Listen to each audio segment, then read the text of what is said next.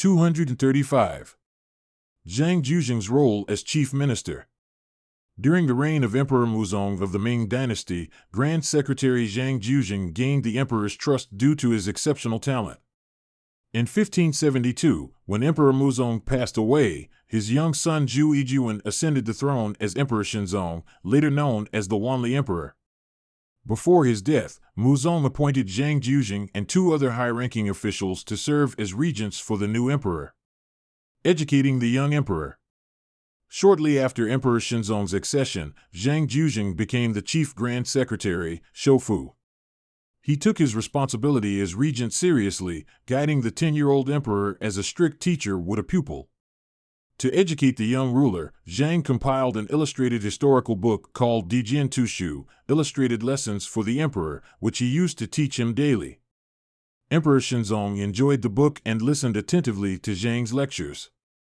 One day, after Zhang narrated the story of Emperor Wen of Han inspecting his troops in Shiliu camp, he advised, "Your Majesty must pay attention to military preparedness. Long periods of peace lead to complacency, and it is essential to remain vigilant." Emperor Shenzong immediately nodded in agreement. On another occasion, Zhang recounted how Emperor Renzong of Song disdained luxurious ornaments made of pearls and jade. Emperor Shenzong responded, "That makes sense. A wise ruler should value capable ministers over material treasures. What use is jewelry?" Hearing such words from the young emperor, Zhang Zhuzheng was delighted and added, "A wise sovereign values grain over jade, for the people depend on food to survive, while jade cannot satisfy hunger or provide warmth." Zhang was strict in his teachings, and Emperor Shenzong regarded him with both respect and fear. With the support of the Empress Dowager and the influential eunuch Feng Bao, Zhang Zhuzheng wielded near-total control over state affairs. Political and economic reforms. Zhang Zhuzheng was one of the most capable politicians of the Ming Dynasty. Once in power, he implemented bold reforms in military, political, and economic spheres. Although the Wokou pirates had been eradicated, the northern Mongol Tatar nobles still posed a significant threat, frequently invading Ming territory. Zhang Zhuzheng reassigned the famous anti-Wokou general, Qi Jiguang, to the north to guard Jizhou and present-day northern Hebei. Qi Jiguang reinforced the Great Wall from Shanhai Pass to Juyong Pass, constructing over 3,000 fortresses. Under his command, the Qi family army, Kajiajan, known for its strict discipline and superior weaponry, repeatedly repelled Tatar invasions. Eventually, the Tatar leader Altan Khan sought peace and requested trade relations with the Ming. Zhang Zhuzheng advised the court to grant Altan Khan the title of Prince of Shuani and permitted trade while simultaneously strengthening border defenses. As a result, peace was maintained between the Ming and the Tatars for over 2 decades, greatly improving the stability of northern China. At the time, the Yellow River had suffered from years of neglect, leading to frequent floods that destroyed farmland and disrupted transportation. Zhang Zhuzheng appointed the renowned hydraulic engineer Pan Jixuan to oversee river management. Pan repaired dikes and sealed breaches, successfully controlling flooding. His efforts restored agricultural productivity and improved transportation efficiency. Land and tax reforms. Under the corrupt Ming administration, powerful landlords had seized vast tracts of land and evaded taxation, enriching themselves while draining the state treasury. To counter this, Zhang Zhuzheng ordered a nationwide land survey. Upon investigation, officials uncovered large amounts of land that had been illegally concealed by imperial relatives and wealthy landowners. This crackdown curtailed the power of corrupt elites and increased state revenue. Following the land survey, Zhang Zhuzheng introduced a major tax reform known as the Single Whip Law, Itiao Bianfa. This policy consolidated various forms of taxation and labor obligations into a single silver payment. The reform reduced bureaucratic corruption, increased state revenue, and somewhat alleviated the tax burden on peasants. Over a decade of rigorous effort, Zhang Zhuzheng's reforms revitalized the declining Ming government. The national granaries were stocked with enough food to last 10 years, marking a rare period of financial stability. However, these changes inevitably antagonized powerful aristocrats and officials. While they outwardly obeyed, they secretly resented Zhang Juzheng and sought to undermine him. Political backlash.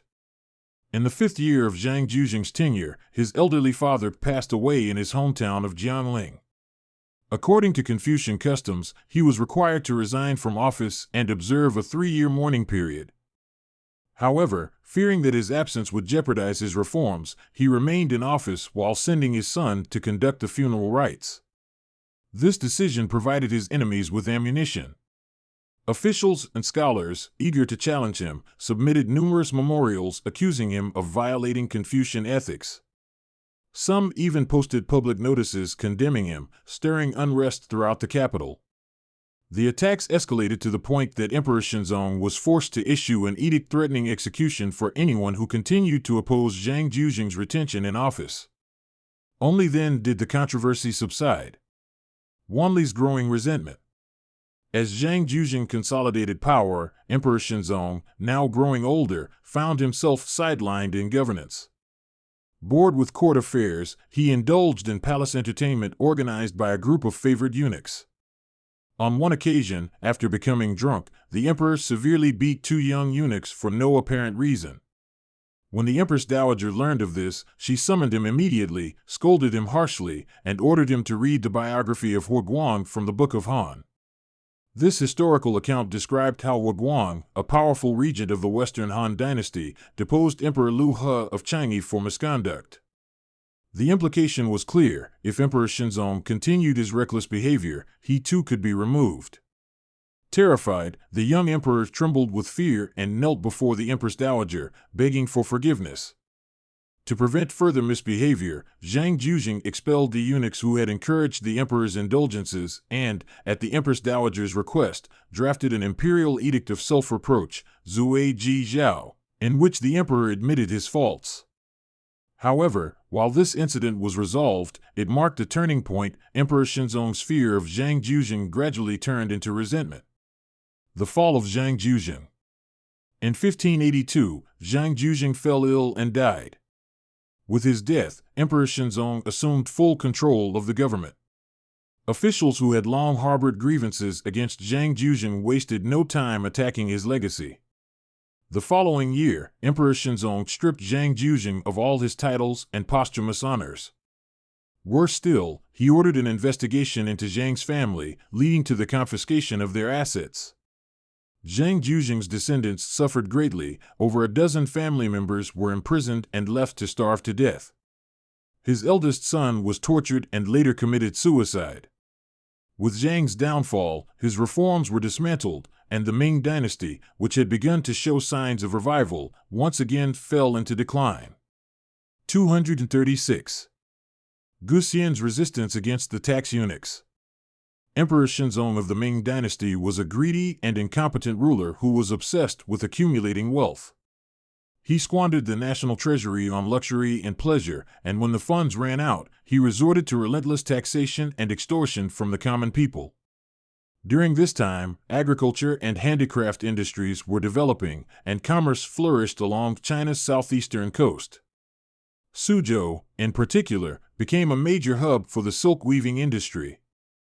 Wealthy workshop owners set up factories and employed thousands of workers in the city. The prosperity of these commercial cities caught the attention of the Ming rulers, who saw them as lucrative sources of revenue. To extract more money, Emperor Shenzong dispatched eunuchs as tax collectors, known as tax eunuchs, shuijian. These officials not only imposed excessive taxes but also engaged in rapid extortion, making life unbearable for the common people. The arrival of Sun Long and the extortion crisis.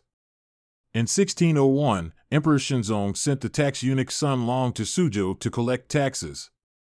Upon arriving, Sun Long allied himself with local thugs and set up numerous tax checkpoints throughout the city. Any silk or fabric that passed through these checkpoints was subject to heavy taxation. Unable to afford the taxes, many merchants stopped doing business, and trade in Suzhou came to a halt. That year, Suzhou was also hit by prolonged rainfall, causing severe flooding. Mulberry fields were submerged, and silk workshops shut down. Despite the disaster, Sun Long continued demanding taxes from weavers and forcing a levy of 3 qian, a small unit of silver, per loom and 5 fuan, a smaller unit, per bolt of silk. This additional burden forced many workshop owners to close their businesses, leaving countless workers unemployed. The spark of rebellion. One day, a silk weaver named Gu Xian, also known as Gu Chang, was passing by Fengmen Gate when he saw several of Sun Long's tax enforcers brutally beating a melon farmer. When Gu Xian inquired about the situation, he learned that the farmer had been forced to pay taxes when bringing melons into the city. The tax enforcers had then stolen his melons. Later, when the farmer tried to leave the city after selling his produce, they robbed him again, this time taking the rice he had bought with his earnings. When the farmer resisted, he was savagely beaten. Gu Xian had long harbored deep resentment against the tax eunuchs for their oppression of the people. Witnessing this scene pushed him to the breaking point. He raised his banana fan and shouted, "Down with the scoundrels!" His cry resonated with the crowd, and soon, a wave of furious townspeople surged toward the tax checkpoint. One of the most notorious enforcers, Huang Jinjie, tried to flee, but it was too late. The enraged crowd surrounded him and began pelting him with stones and bricks. The ruthless tax collector was beaten to death on the spot. The uprising. As more and more people gathered, their anger boiled over. Realizing that the situation had escalated beyond a single act of defiance, Gu Xian led the crowd to Suanio Temple, where they held a meeting to plan their next steps. The townspeople decided to take decisive action, electing Gu Xian and 20 others as their leaders. They vowed to settle accounts with Sun Long. The uprising unfolded in 2 waves. One group of rebels targeted the homes of 12 corrupt tax enforcers, setting them ablaze. Meanwhile, the main force, a massive procession of citizens, marched toward the Suzhou tax office to capture Sun Long. As their cries of defiance echoed through the streets, Sun Long panicked. Terrified, he fled through the back wall of the tax office and escaped to Hangzhou in disgrace. Gu Xian takes responsibility. After Sun Long's escape, the Suzhou prefectural government issued an order to arrest those involved in the uprising. Fearing for the safety of his fellow townspeople, Gu Xian voluntarily turned himself in at the Suzhou Yamen government office. "I alone led this revolt," he declared. "If you want to punish someone, punish me. Do not implicate the innocent." The prefect was desperate to find a ringleader to hold accountable. Seeing Gu Xian surrender himself, he immediately had him imprisoned. On the day of Gu Xian's arrest, tens of thousands of Suzhou citizens lined the streets, tearfully bidding him farewell. Even after he was jailed, hundreds of people continued to visit the prison daily, bringing food, wine, and clothing.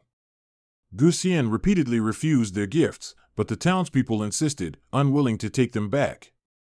In the end, he distributed all the food and supplies among his fellow prisoners, sharing their hardships. The aftermath. The Ming authorities, realizing the depth of public support for Gu Xian, dared not execute him.